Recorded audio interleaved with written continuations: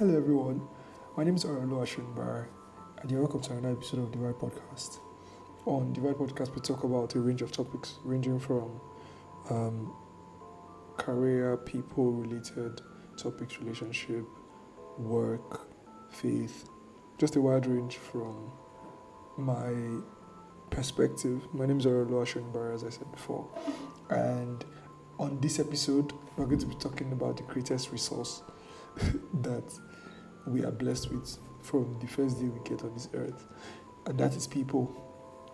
People are the most necessary part of anybody's life. I think generally people are underrated. You know how like we live in a society where things are celebrated. People are also celebrated, but when they are popular and have a lot of things, it's a very interesting dynamic. And one of the peculiarities of our society at the moment is that because things are so celebrated, we tend to qualify people by what they have. It's a very interesting thing. And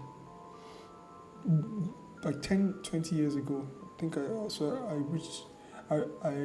I got a message recently from somebody that I really respect. I really respect. She was such a blessing to me as a very young person. And I just realized how genuine she was. And you just think back to your life and you're just like, I remember this person at this point in my life. I remember that person at this point in my life. Oh, my Sunday school teacher. Oh, my class teacher that really believed in me. And you just realize that all those people, all this family member that always like had my back, all those people, one of the things that you remember the most about them is actually how they made you feel. And you realize, if you think back now and you just think back to like when you were younger and the interactions you had with people and the influential people in your life, and you just realize that those people, they were influential and they were sort of a blessing to your life because of just how genuine they were, possibly how selfless they were, possibly how they went out of their way.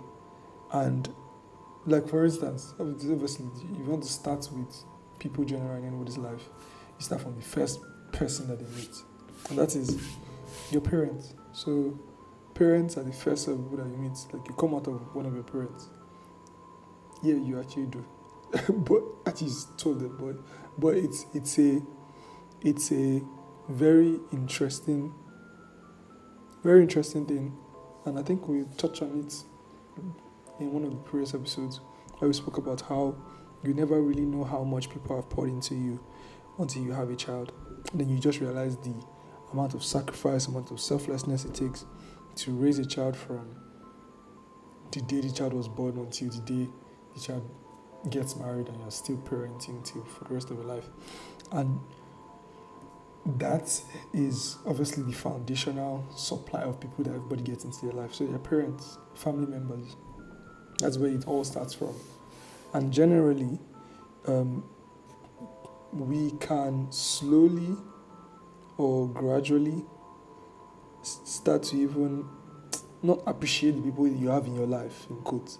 Like a lot of people, I remember it was 5 years ago, or between 5 and 10 years ago, there was one particular time on Twitter where it was like people were just out for their parents, and people were just like, I don't like my parents. I don't know what they were doing when they were young. I don't really understand. You get, when we were poor, we didn't have this, we didn't have that, and it's a very interesting thing when you hear like someone that is young complain about their parents, because one foundational thing that they miss when you go in a public place to just start shouting about how your mother, your father failed you, is that you lose what is like the foundational multiplier that really helps with every situation, which is like gratitude. There is a lot that a parent gives just naturally Like I think from my experience with just being a dad, I've realized that just the existence of a child takes a lot of intentionality from the mother. Think about the fact that for a child to grow to the age of 12 months, think about that. You need to breastfeed the child at least over, think about 12 months is 365 days. 365 days, and the child will feed at least at least a, at least 3 days, like give or take, in a month, and that is about at least 900 times. When you think of 900, you're just like, eh? Yeah, at least 900 times. Um, that's if you do even if you do like a 6 month thing, a child eats every 3 hours. Okay, let's just break it the first 6 months. A child eats every 3 hours. There are 24 hours in a day. 24 hours divided by 3 is A or more. One of the easiest ways to know all this multiplication is very simple. I know 3 times 6 is 18. 3 times 7 is 3 times 7 is 21. 3 times 8 is 24. I'm not going to disgrace myself on the internet. So yes, 24, 8. Now, 8 times to feed a child in a day. Now, let's just say you do like 200 days of breastfeeding, or 100 days actually. So 8 times 100 is 800. Every living being that you see has at least been fed 800 times by their mother. So every adult you've seen, somebody has selflessly taken out that time to feed that child in the child's most vulnerable state. When an adult, you really think that you have more vulnerable states. You get like, I need a job. People cannot help me to get a job. Like, I need rent. People are not helping me to get rent. I'm so vulnerable. But you slowly realize that you actually had way more vulnerable states. Like, being a child is probably the most vulnerable. It is the most vulnerable state anybody can be in, because while you can't defend yourself, you are literally at the mercy of the people around you. So any adult that is at least an adult has definitely been aided through his vulnerable phase. That's why whatever you get from a parent should be taken from a point of gratitude, not from a point of entitlement. So, like, you have no idea what your parents were going through while you were vulnerable. Yes, you were vulnerable, but they also had to cater to your vulnerability and defend and protect and provide. And that in itself is the blessing of parenting. And that is why parents should always be appreciated. But enough talking about parenting. Now that you're a parent, if you're talking about parenting, it's like you're looking for credit for the work you do. I'll never get credit for the work I do. That's what parenting is. It's a thankless job for the longest time. And when the person cannot actually talk, the person, you can't give back, which is why, like, you parent as unto the Lord. Like, it's your gift to the world to parent a child, and it's a thing to God. Same thing about, like, when you're married, you are a partner to your wife as unto the Lord. And the same thing with interacting with people generally. Like, when I think back to the people that have blessed me as a person, I think back to how genuine, how selfless, how intentional, how going out of their place they have been, and how doing that really blessed me.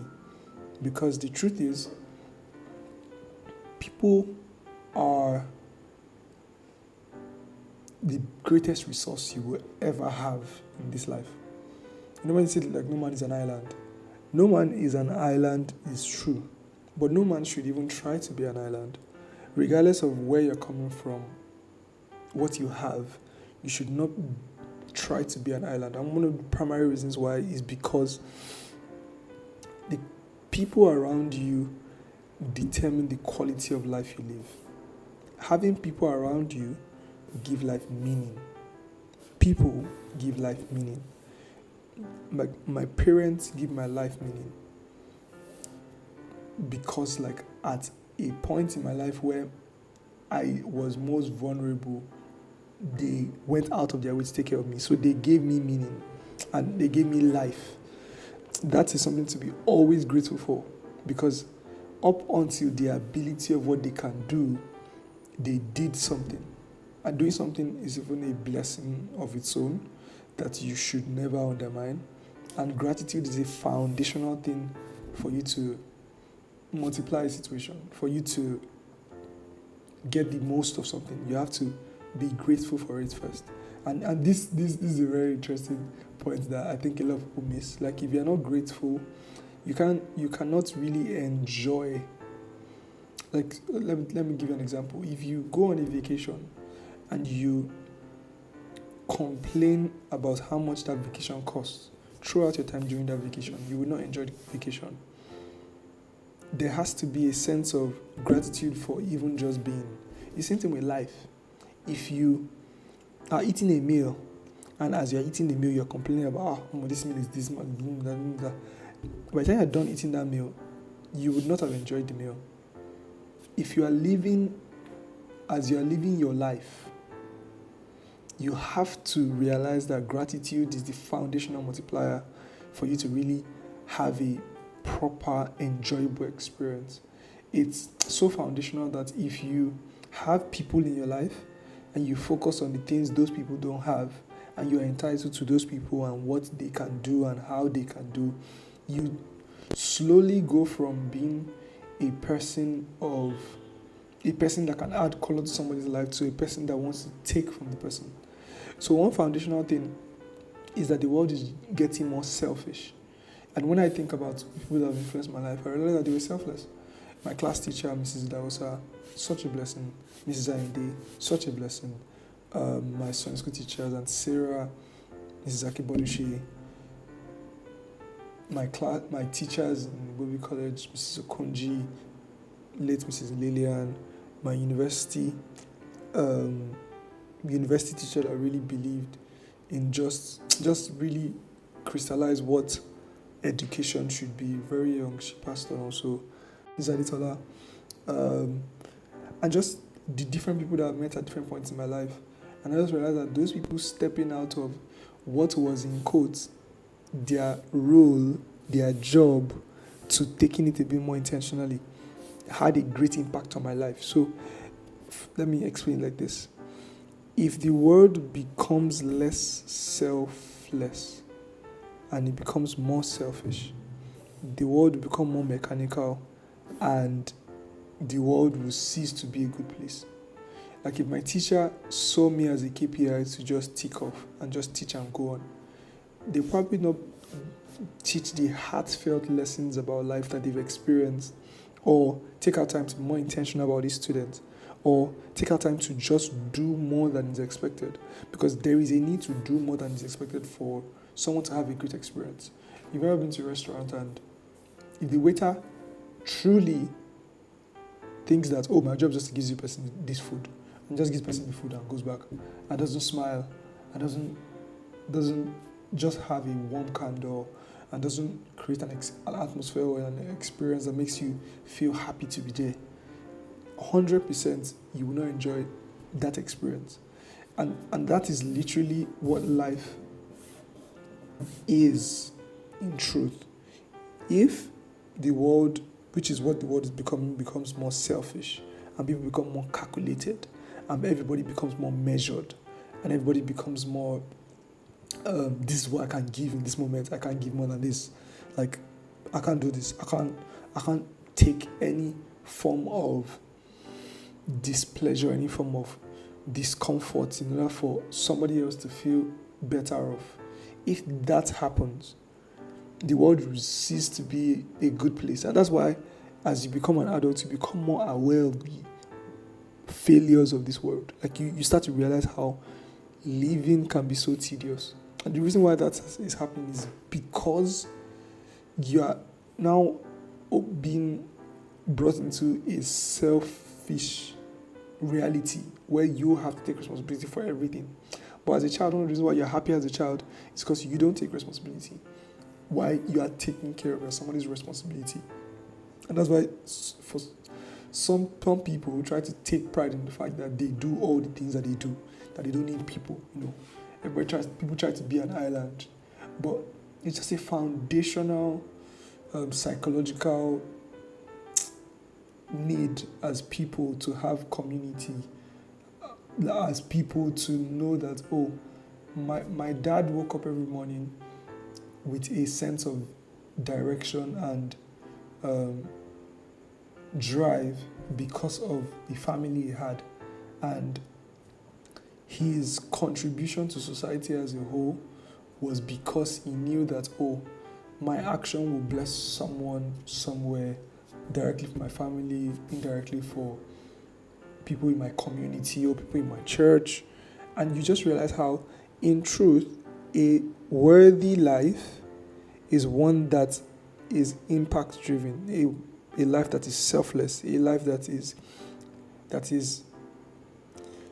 intentional about others. And this is very, very important, because slowly the world is becoming this narcissistic place where everybody thinks about what they can get, and that reduces the possible impact. Because if somebody is selfish about his intent, he won't think about what other people can get or be blessed by their own goodwill.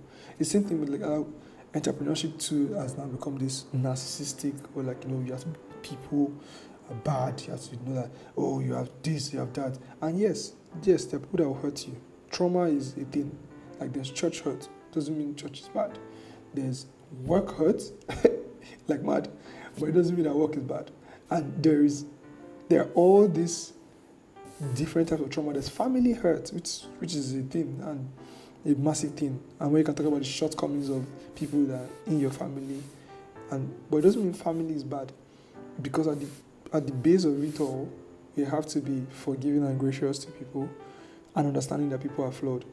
And then let's also realize that in our own story, where we sometimes we try to make ourselves the hero every time, but in truth, in our story, we can be villains. We can be people that have caused hurt to people. We are most likely actually people that have caused harm to people. So people matter a lot, and that's why this episode is being recorded.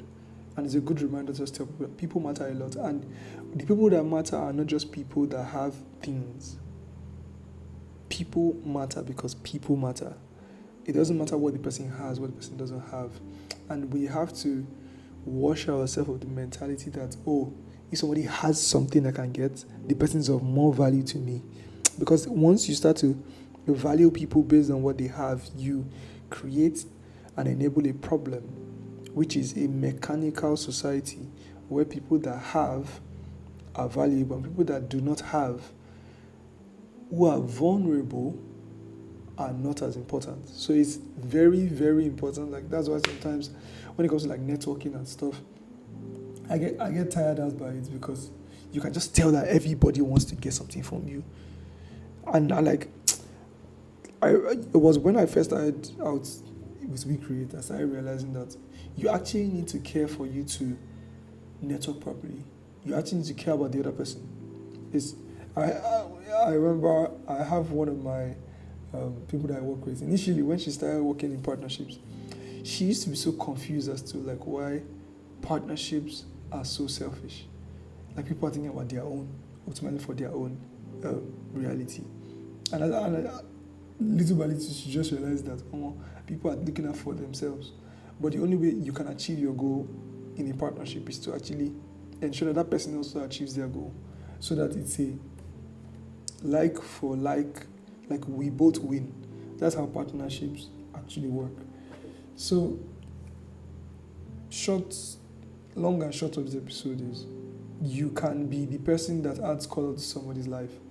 There can be somebody in your street that is blessed immensely, and the person's childhood is colored good, bright, because the person interacts with you. That little act of kindness is very important in your daily routine, being able to go out of your way to help someone, to be there for someone, to reach out to that friend, to talk to that person that you always had a connection with. You have to intentionally fan the flame of people around you. Like, you have to be selfless. That's the only way we can live a life of meaning.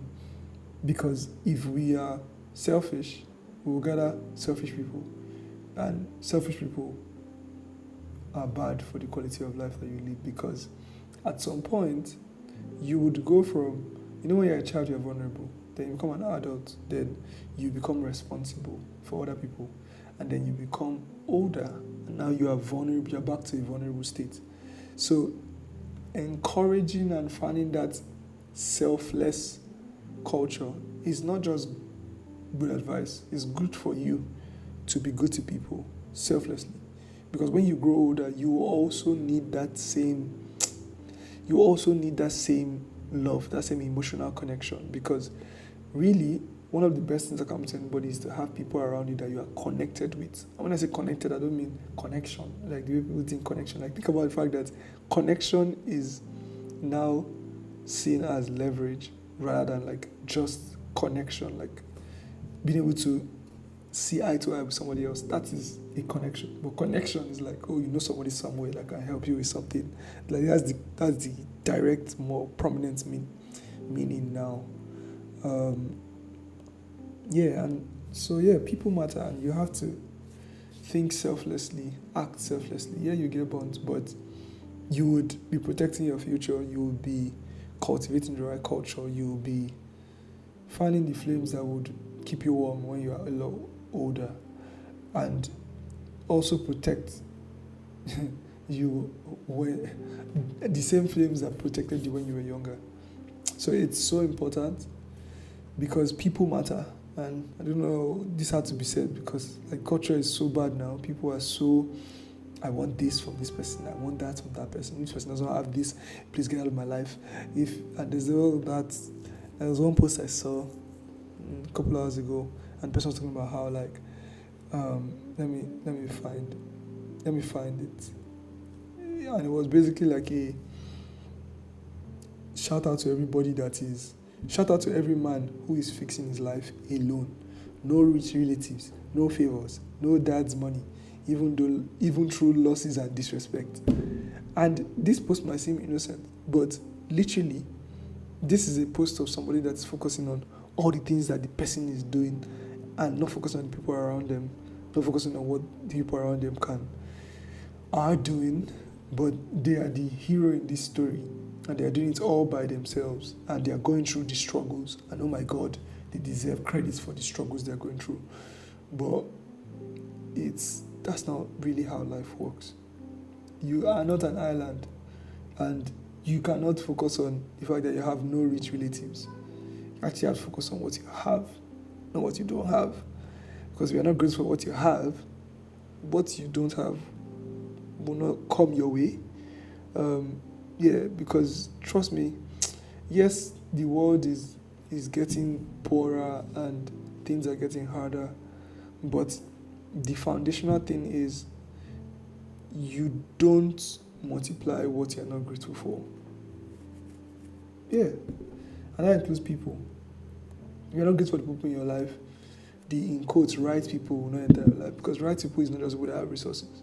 Right people are people that are selfless and look out for you. I hope this episode blessed you. I hope that it was a clean, it was a wet clothes used to clean your head and just give you a new perspective. Because to be honest, if we're going to live in a society that we appreciate and we enjoy, we have to have different mentalities. We cannot be sucked into the materialistic, the individualistic, selfish, self-centered, narcissistic culture that is brooding in society and being cooked, because it's cook all of us. It's cook all of us. And by the time we're 80s, we'll be living in a society that we built to a large extent. So yeah, I hope that this made you think. If you drop your comments in the comment section. And this is why you should be a good friend. This is why you should be a good sibling.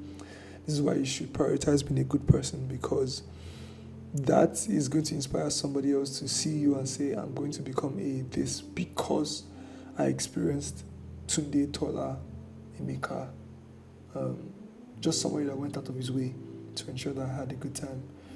Someone that went out of his way without being calculative to ensure that I was looked out for or I was cared for. Yeah. I hope this blessed you. Let me know in the comment section. I remain your host, Arolo Ashonibara, and this is the Vibe Podcast. I really like this episode. It's been a while since I've had this. Life has been very busy and tough, but we move. Tough times never last. Only tough people last. Shalom.